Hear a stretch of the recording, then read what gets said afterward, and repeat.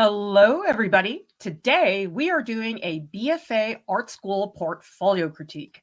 If you would like to grow as an artist and you can't afford an art class, we've got everything you need here at Art Prof, critiques, tutorials, and professional development. Today's portfolio is by Natalia Alvarez, who has interest in applying to a BFA program in illustration. And I think what is really working well in this portfolio is the compositions are very strong in general. There's a few exceptions. I would say this pencil drawing of still life probably could use some more work in the background. But I think for the most part, a lot of these compositions are very lively, and many of them have a significant amount of depth. And that is oftentimes quite challenging to do with backgrounds, whether they're interiors or exteriors. And I can definitely see a concerted effort here to consider the organization of the space in terms of the environment and how those objects really start to interact. And I do think that illustration would be a really good fit for you, Natalia, because I'm looking at these pieces and the subject matter that you're exploring, some of it is narrative, a lot of it is quite graphic. And what I like about these narratives is that they're not all super straightforward and immediately understandable. And in illustration, that can be a really good thing because illustration, while it is about narrative and conveying an idea, it can also really stimulate a lot of work on the part of the viewer to interpret more deeply what that narrative is supposed to be. So you have a lot of versatility in terms of how you are articulating your narratives. And the other thing that I think is really good for this stage of your artistic development is there is so many different styles in this portfolio. For example, this is, I'm guessing, a watercolor painting, which is quite atmospheric. And you also have more traditional subjects like a still life, but you also have some pieces that are very much rooted in a more graphic quality. I can definitely see there is an engagement with color and pattern. And so that's really a great place to be, that you have not limited yourself to working in a particular style. I really think that you're doing a great job of keeping yourself open to a number of different ways of working. And that's going to serve you very well long term. I know that you had expressed in your statement, Natalia, that you feel that your portfolio lacks technical ability. I'm going to disagree and tell you that I think you have very good technique. I think that there are certainly things that I would suggest. For example, I think this is a beautiful, mysterious composition. I love how I just weave in and out of this space. But I think one thing that might help you feel more confident about your technical ability would be to think about ways you can bring a piece like this, which really could be declared as finished. How could you add the next level of refinement to an image like this? And sometimes it doesn't have to do with, oh, you should have painted it like this, but rather, how can I enhance what's already here? For example, one thing that I think is very helpful, especially with watercolor, is to add colored pencil tweaks on top. Because the thing about this composition, I don't want the whole thing to change. I think that the suggestions I would make to improve it are fairly cosmetic. So what's nice about colored pencil over watercolor is that the colored pencil, you can tighten up on certain specific details that maybe were very tough to do with the watercolor, but you still have the watercolor doing most of the heavy lifting, which I think is appropriate given the atmosphere that you are trying to convey. And I know you had mentioned as well that you were worried that the theme of Mexican culture is not very well represented in the portfolio. And I wouldn't worry about that so much at this stage, because when you're applying to art school, they're looking for potential. They're not looking for work that is super professional and in-depth developed. That's an unreasonable expectation for somebody who's applying for a BFA. And what I would recommend, if you really want the Mexican culture theme to be more prominent in your work, I would put that on the back burner. Move forward with art school, see where you go. And it could be that maybe the exploration of Mexican culture is something you can continually return to. It's such a gigantic subject, and I think it would be a wonderful theme for you to explore. But I wouldn't worry so much at this stage that it's not super developed. I think the more important thing is that you've thought about it. You think it's something you may want to do in the future, but I don't think it's something that has to have immediate results, because a big topic like that really does need time to marinate in your head. And I would say if you are in a place where you think, okay, I really want to take a stab at this theme, probably what you need to shift your emphasis to would be brainstorming. I don't know how much experience you have with brainstorming, but we do have a lot of resources on artprof.org that provide very specific structured brainstorming exercises to help you get going. In terms of the overall portfolio, one thing that I do notice is that your color schemes tend to be pretty separated as far as warm colors and cool colors. So if I go through the portfolio, one thing I see is that the images are either primarily warm colors like this one, which is mostly reds and oranges, or the compositions are more like this one, which is entirely cool colors. And I think I would consider, how can I balance between warm and cool colors within the same composition?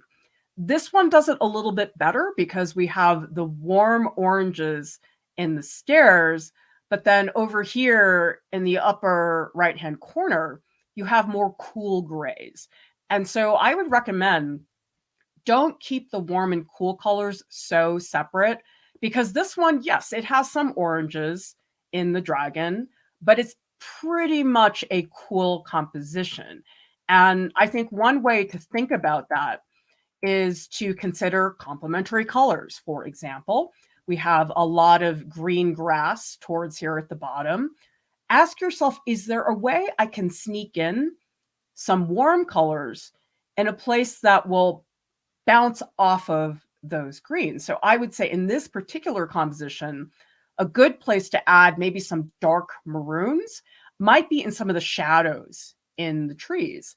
And setting up those types of color relationships, I think, is going to make things a lot more diverse, because I think especially in this one, this is the one where I think the balance of warm colors and cool colors, you could say, okay, the path is grayish, which compared to the reds and oranges does feel cool.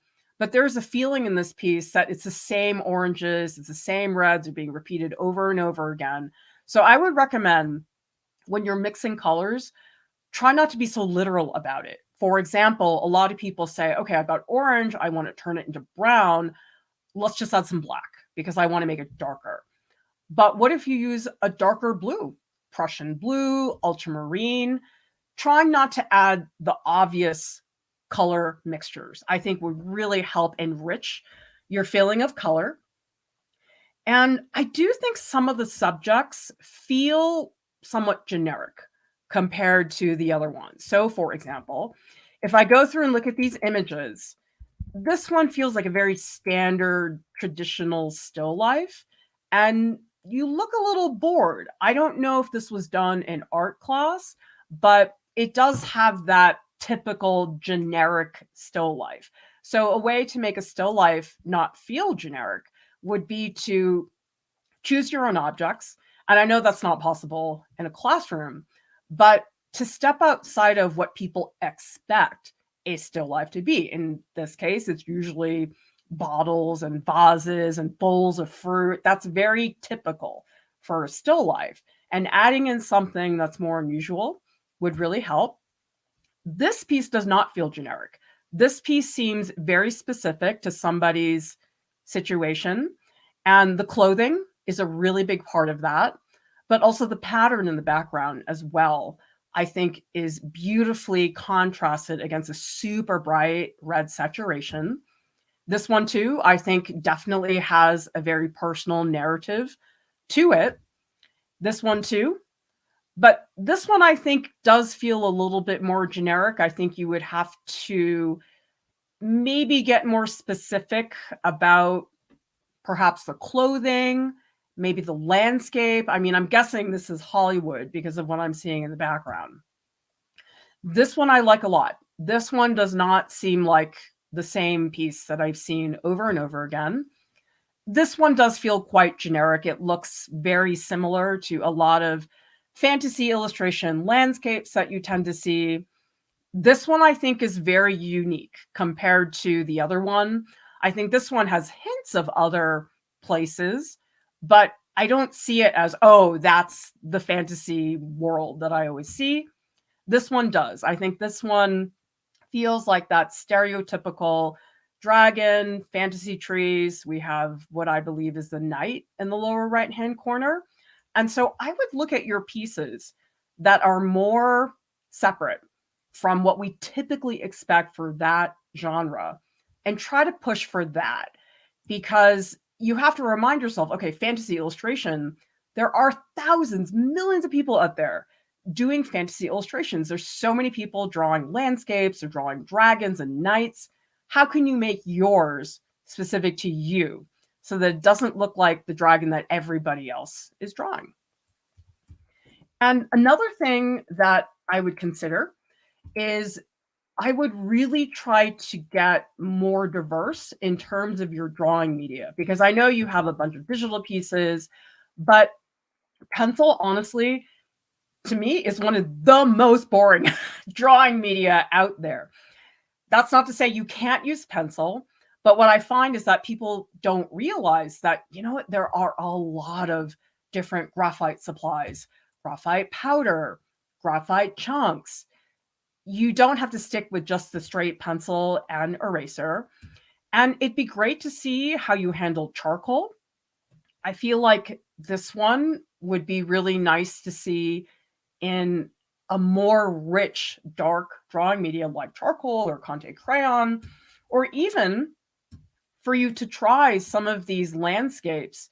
Try doing them with oil pastel or soft pastel. You can even do some different combinations, because I think that will make your drawing more robust. I feel like right now, the pencil drawings like this one and also this one, they feel a little lean. I want to feel that there is substance. I want that pear to look like it weighs 50 pounds. Right now, you're a little bit timid with the pencil, and I find that there is more visual confidence in some of these other pieces where you really are willing to just slap down a big shape or a big area of value. In the drawings, you're not really doing that so much. They feel a little bit more fussy, a little bit more picky. So I'm trying to think about a way that you can perhaps exude more confidence and boldness in your drawings. All right, let's go through and critique the pieces individually.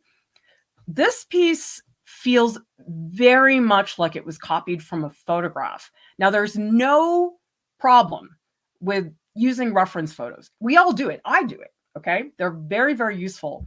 But I do get the feeling that looking at this painting, there isn't a huge departure from the reference photo because there's so much detail. I mean, it's beautiful detail in the background. Like, one of my favorite parts of this piece is the upper left-hand corner. That's an area where I feel you departing from the reference photo more, because that area starts to get very atmospheric. It seems like it's not as detailed. And those areas work very, very well. Like, especially, I love this spot in the window where you're really almost letting those leaves dissolve. But I think in the figure is where you start to get a little bit shaky in terms of the articulation, because I think you are getting very sucked into articulating every single fold, every highlight. And this could be a problem with the reference photo, but I do think this leg doesn't look attached to the body. And I know that's a really awkward pose because it's an extremely foreshortened point of view. It's going to look strange no matter what. But I think one thing that would be helpful is to perhaps change the articulation so that the patterns, the white highlights here are not so crisp and graphic. Because honestly, when I look at this piece, I'm not that interested in the figure because the figure has some wonky technical things. And it seems like you loved painting that landscape in the back. So I would actually say, I think it would improve this piece to just remove the figure. And I know that sounds awful because I'm asking you to basically cut your painting in half. But the thing is, the figure just doesn't have the same atmosphere. It doesn't have the confidence that you're doing in the upper half. And then the other thing that's nice is the contrast between the rigidity of the architecture. Like this looks very stiff. It looks very structured. And then the leaves back here being so atmospheric, that's a beautiful contrast.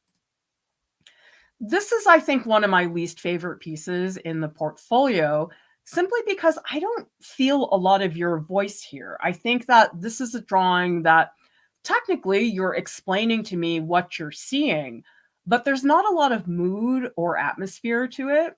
And I think that happens a lot with still life because people think it's just about describing visually what the objects look like. And sure, that can be a part of that. But I think what would really help the next time you do sit down to do still life is to ask yourself, hey, what is the mood of this painting? Because there are still life painters out there. Janet Fish is a really good example. Her still lives are very bright and cheery and soft, saturated colors. I mean, they look like a beautiful sunny day, okay? If you look at, for example, the Dutch Vanitas still life painters, I mean, those are dark still lives. I mean, they look like still life horror movie. And here it just feels like this is what it looked like. And so there is a way to have your artistic voice in something like a still life. It's just you have to make decisions in advance about an approximation. Okay, I want this to look gloomy, or you know what, I want this to look very perky and happy. I think that would really help because I know sometimes you are stuck in an art class with that particular still life. It's sometimes hard to get motivation for that, but that can be a way to think about it because really any group of objects can be whatever you want them to be. You just have to make a decision that you want to portray them a certain way. Because one of the things that I think is not a good sign of a class doing still lives is if everybody draws a still life the exact same way. And I think what's really fun is to see various interpretations because everyone has a different take. I really love a lot of the layering that's in the red area towards the bottom. I think that this is a really good combination of very bold graphic shapes like in the hair, but then I love these like really, really subtle shifts of value. And then down here towards the bottom, it's fun how you have these folds in the clothing, but then you layer that pattern on top of that. And so what you end up having is a really good range of different types of edges. So some of the edges in this piece are super sharp, like for example, the shape of the hat. Other parts are really fading slowly into each other. So that's one thing I really appreciate about this piece. I do find myself very distracted by the face though. In particular, I think the eyes are really awkward. I think when you skip out on the pupils, unless you have a very compelling reason to do that, like if you're Storm in the X-Men, she does that thing where she has the weather and her eyes turn white, and so we know she's using her power. I don't have a context for this. And so by not including the pupils, it draws attention to that area. And so I think you would be better off actually simplifying the face. Same thing with the nose. The nose looks very drawn on. I don't believe it as a form. And so what you could actually do is maybe darken the whole face so that it really becomes about the clothing. Because to me, this is not so much a portrait of the face as it is a portrait of this gesture, the hair blowing in the distance, the red coat and its very dramatic silhouette. I find all of that much more interesting than the eyes and the nose. The mouth is a little bit awkward, I think, because it's the exact same red as what you have in the hood. And so even if the reference photo or whatever you're working from, let's say that person is wearing red lipstick, it's not helping you here because it's too similar to the color that the clothing is. So I would shift that to a different tone so that way we don't have that confusion. And I do think it'd be fun to get more of that hair in there. Honestly, I don't see a big reason why this piece has to be such a tall vertical. In fact, I'm sort of wishing it was a wide horizontal so we could see more of the hair, because I like the pattern at the top, but the pattern at the top, it does feel a little bit like you just put it there to fill the space. And maybe if compositionally this becomes a wide horizontal, that would not feel like the case so much. This piece, what I'm attracted to is the transparency. For example, you have this very intricate pattern in the background, which I think is wonderful. And then the way the figure is overlaid on top of that pattern creates some beautiful interactions. For example, this lower section here, which I think is implying a shoulder, this is one of my favorite areas of transparency because there's very little white paint there. I think up here, where you start to let the white get very dense and we lose more of the pattern, this gets less interesting because it's so opaque that we don't have a chance to go through that paint, whereas down here at the bottom we do. And so what I would do is maybe go back and forth. So maybe one area of dense white paint, the next section, there's barely any. I do think these lines that are left over to show the profile of the face, I think those feel very stiff. And really the parts of the piece I like is this whole lower left-hand corner. That area, I mean, I can feel the movement, like things really have almost a breath to them. I think in those two profiles, though, the way you're drawing them is so much almost like a generic version of a profile. I mean, maybe you don't want this to be a specific person, and that's fine. But I do think that compared to what you have going on in the lower left-hand corner, that area is just so stiff. I mean, I almost feel like I'm looking at stone statues. And the thing is, so much about this piece is so lively. Like you look at that background, there's so much movement, like all those little dark red strokes, the way they go in between all of the green leaves. And so I would advise doing more of the lower left-hand corner, which means really backing off on the white. So I think a lot of this, it's a question of quantity. If you could use half the amount of white, so you let that pattern in the background be more prominent so we can really see it push through the white paint, I think that would be a better balance between the two. This one, I think, has a lot of potential. I do think that some of the shapes are a little bit awkward. For example, I like the background. I like that you have this very architectural space. This is a very beautiful design. I like the shift of the very bright red in the center and then this cooler tan color. But I think some of the shapes that are in the figure and also the hand and maybe even the cup, everything feels too small. Like it all feels like it's sort of cowering. And I think the thing about shape is that big, bold, simple shapes, you got to have those first. Okay. So you have that in the round red circle in the background. You have it in the table, but the problem with the table is that it's so similar in color. For example, if that table was a cool color, let's say it was a dark purple or dark blue or something like that, then you would have the cool color of the blue table against the brown of the floor. And I think that would be a better contrast. But parts like the eyes, the nose, and the mouth, I think they feel so cosmetic that we lose them. Same thing with the hair. You are putting so much emphasis on the individual hairs that you're not looking at okay, what is the shape of the entire area of hair? And I think they're plants or flowers. I like the idea of them, but they feel a little bit weak in that they're not really occupying the space very much. So I sort of feel like what I would rather see is just get rid of the plants altogether because they are cluttering that space, or make them bigger and bolder. Same thing with the teapot at the bottom and the teacup down here. These almost feel like afterthoughts, like you're not really letting them be prominent players in the composition. So really what happens is you have these big shapes in the background, and then you have a few medium shapes, but then you immediately go for the small stuff. And so what you want to make sure you do in a composition like this is you want to have shapes, some that are gigantic, some that are large, some that are medium, and then a couple of detailed areas. Right now, you're sort of drowning in the detail and you don't have the structure or substance of those bigger shapes to hold everything in place.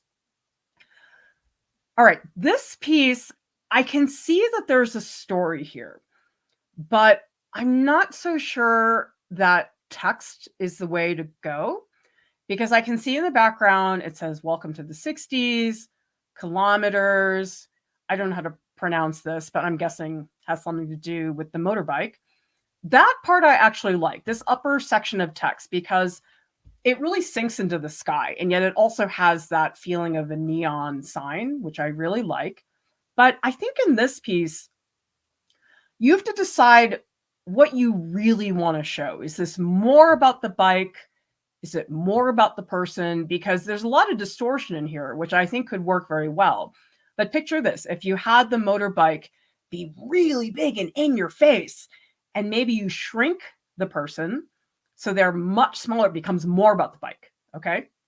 Or on the opposite end, you could say, well, I don't really want the bike to be that prominent, so I'll have it be there, but maybe I'll have the person's personality make a bigger splash. So one way you could do that is you could say, okay, let's make the hair way bigger than it should be. Let's make the hands huge, like we can see them gripping. So I like the idea of making this not a realistic image of somebody on a motorbike, but I think you have to make more deliberate decisions about, why are you stylizing something? Why are you painting the road in a very graphic way, but then in the lower right-hand corner, you're painting that patch of red, I think it's, I don't know, bushes or something like that, or dirt. That part looks like it came out of an Impressionist painting by Monet. And so it gets confusing because stylistically, the silhouette of the person against the sky almost looks like a collage, like somebody cut it out. And so I think part of this would be trying to figure out more clearly, what is the overall style? Because right now it's all over the place and you want it to be more cohesive. I like this piece a lot, but I do think you are getting fussy in terms of your technique. And I love the range of expressions.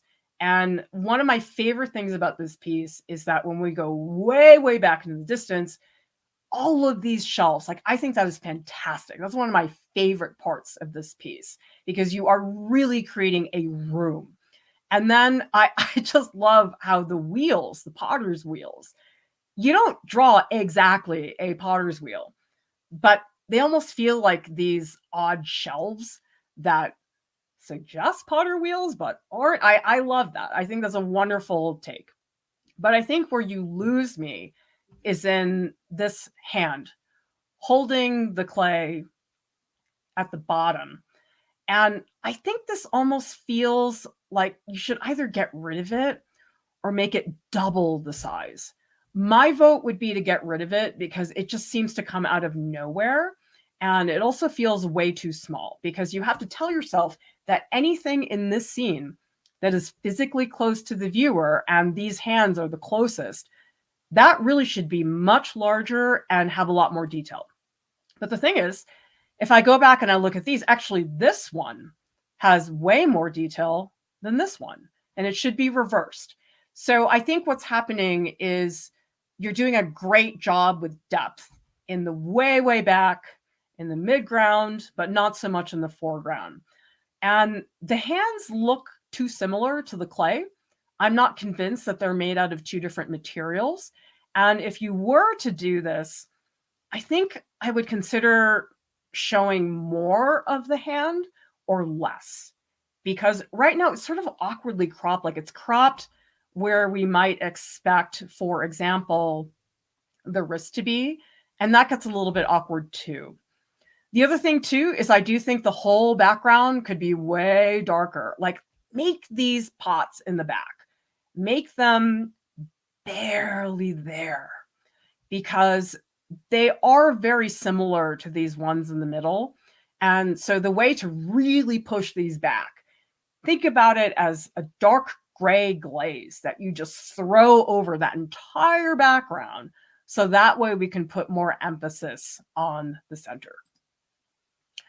This piece, I think it has some good technical parts to it. For example, I do really like this atmosphere that's happening, especially the smoke that's coming in front of the tree, I think is very good.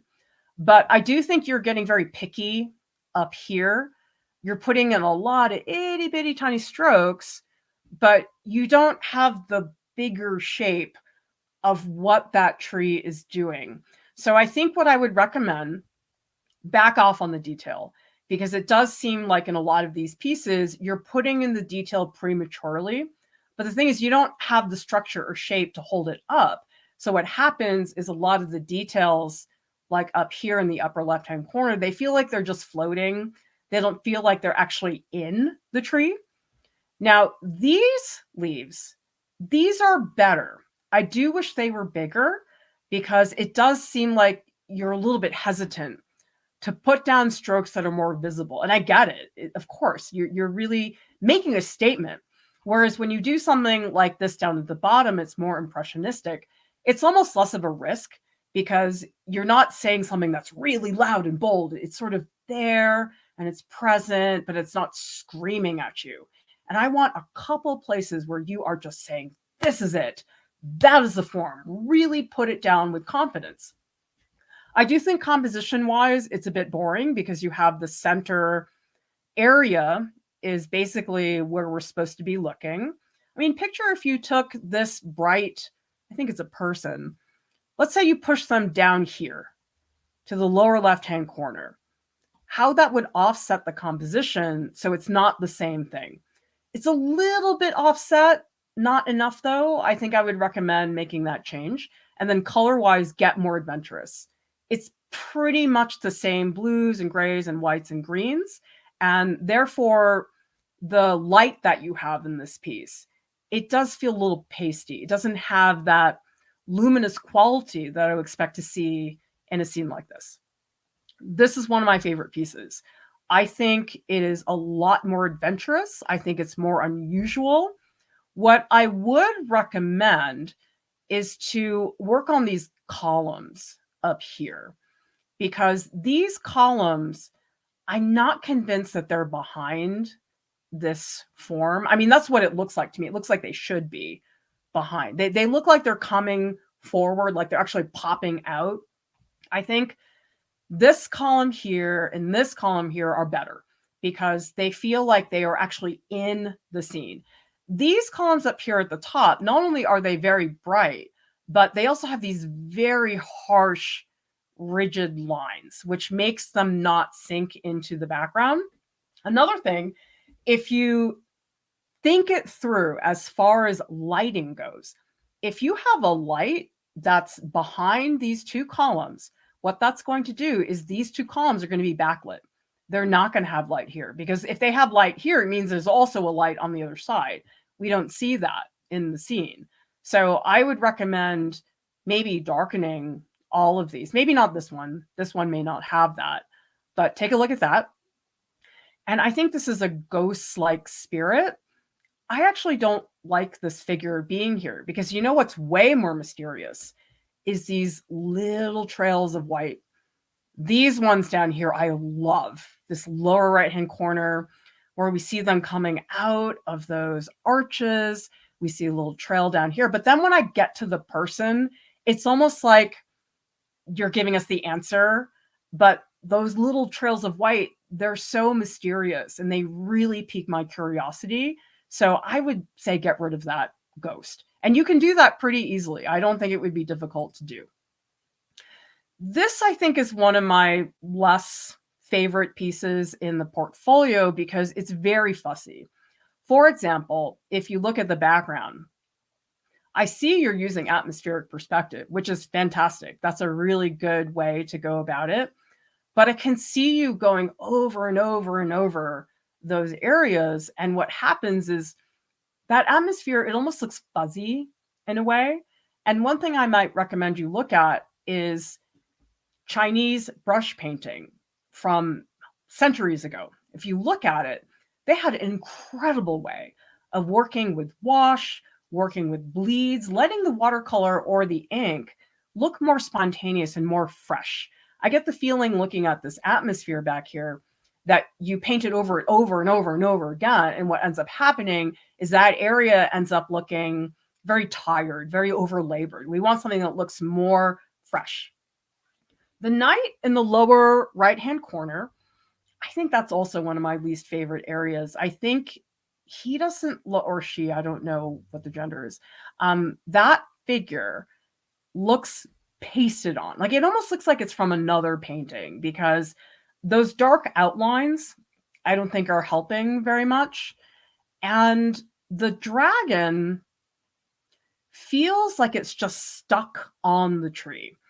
So I see there's a tree like this one. It starts here. It goes in the upper right, swings around. I'm going to guess that what should be the case is that the dragon should be sitting on the tree somehow.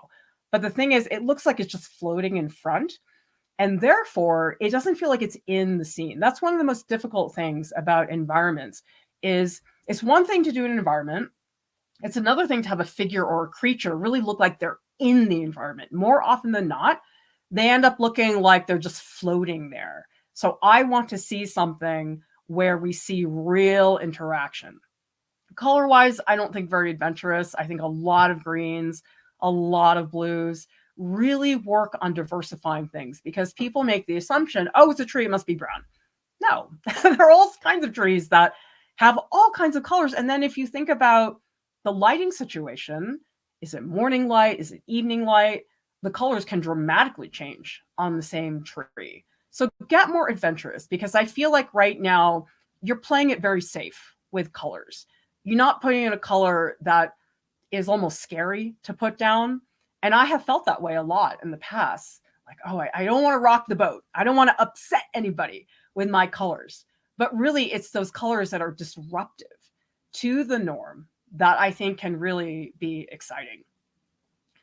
I think you've got really beautiful work, Natalia. You're obviously a very hardworking student. And the other thing I would point out with these pieces is that they're all quite complete. That's something that not a lot of people do. Oftentimes I see pieces that are almost done in portfolios, but I can clearly see that you have the initiative and the work ethic to make this happen. You just have to think about shape and design and composition and also trying to be more deliberate about what you're trying to say. Because a lot of this is not that you aren't doing the technique well. It's just you have to be more deliberate about it. You have to say to yourself, okay, I'm really going to think about the physical interaction between this dragon and the tree. And that's when it will start to come out. Because a lot of this stuff that I'm talking about, people, it doesn't occur to them to think about, oh, physical connection between the dragon and the tree. They just put it together and they haven't rationalized in their head what that should look like. So I think once you start becoming more conscious of things like that, it's going to help a lot with your work. We have many services at Art Prof to help you with your portfolio development. You can purchase an artist call where you can get custom feedback that is tailored to your own specific needs. We also have editing services where we can edit your artist resume or curriculum vitae. Also, we edit personal essays and artist statements. We also have portfolio critiques. You can purchase a portfolio critique if you are an independent artist, or if you are applying, say, for a BFA or an MFA program. Subscribe to our channel for more art tutorials, critiques, and business tips. Thank you so much for watching. We'll see you next time. Bye.